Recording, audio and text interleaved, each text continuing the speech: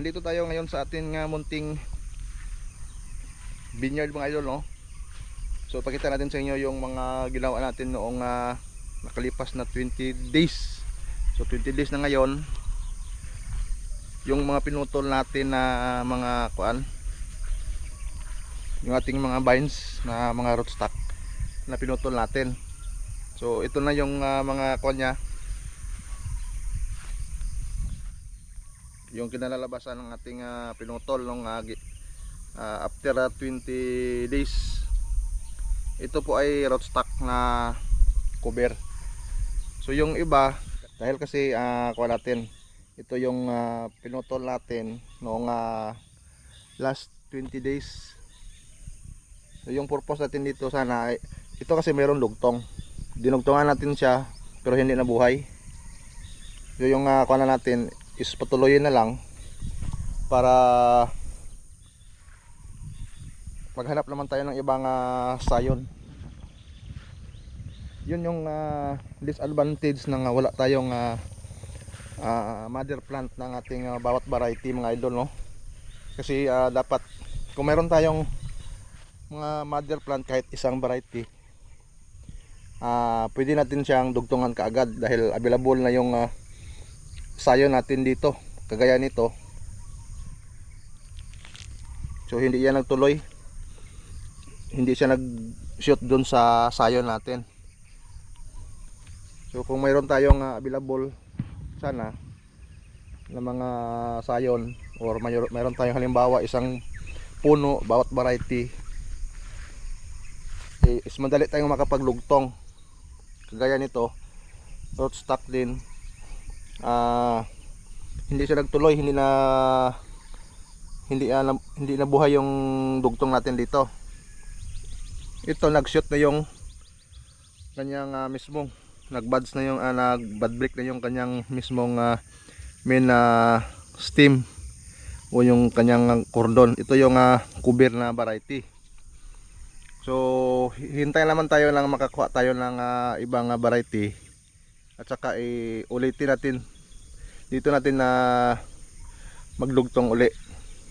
Pwede na rin kung mayroong kuan available na medyo maliit lang na sayon, pwede natin patuloyin to, ito, at saka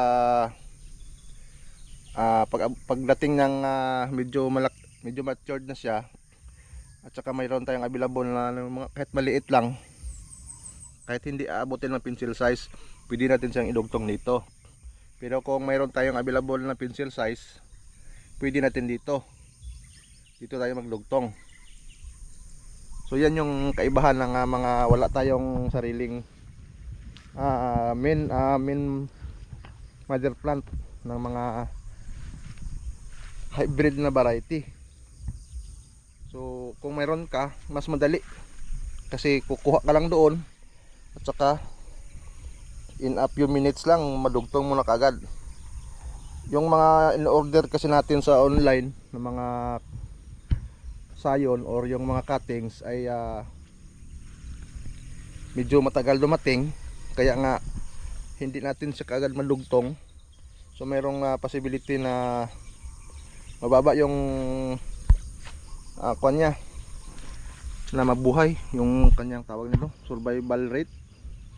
So ito yung ito Jupiter, ay Iberis pala to, Iberis. Dinugtong natin siya dito. So yan pa, after mga 2 months pa to siya nang lumabas.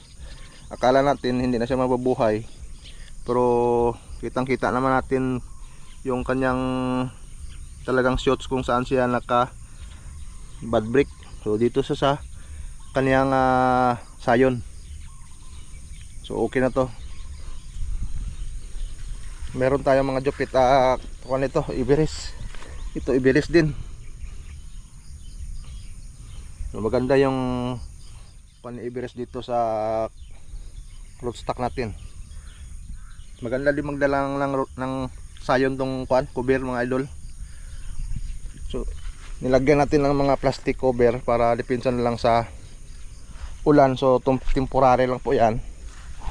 Makakaroon tayo someday o balang araw, magkakaroon tayo ng greenhouse So ito yung pinakauna natin na dinugtong. Yung medyo mataas na siya.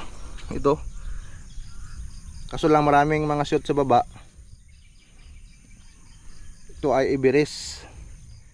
So alagaan din natin siya, kay ito yung gagamitin natin ng mga mother plant natin para sa mga iba pa nating sa rootstock na walang dugtong.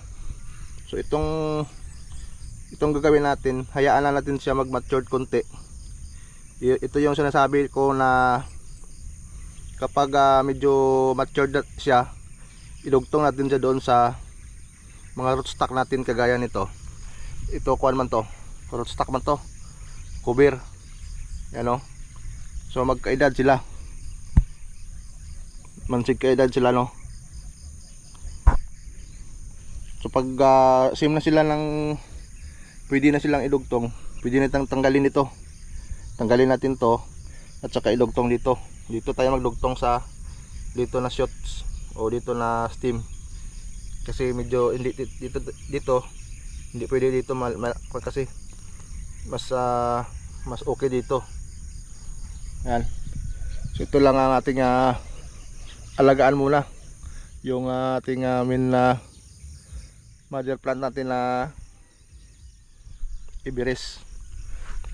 So papakita natin sa inyo mga idol yung ating nabuhay na yung isang piraso na moondrops. So si moondrops mga idol, ito napaka daming shoots. Ito pala yung performance ni moondrops dito sa ating kubir. So napakarami siyang shoots mga idol, oh. Makita nyo, ito lang yung kanyang shoots dito sa nanggaling. Tapos napakarami siya ng mga ito. So tanggalin natin yung iba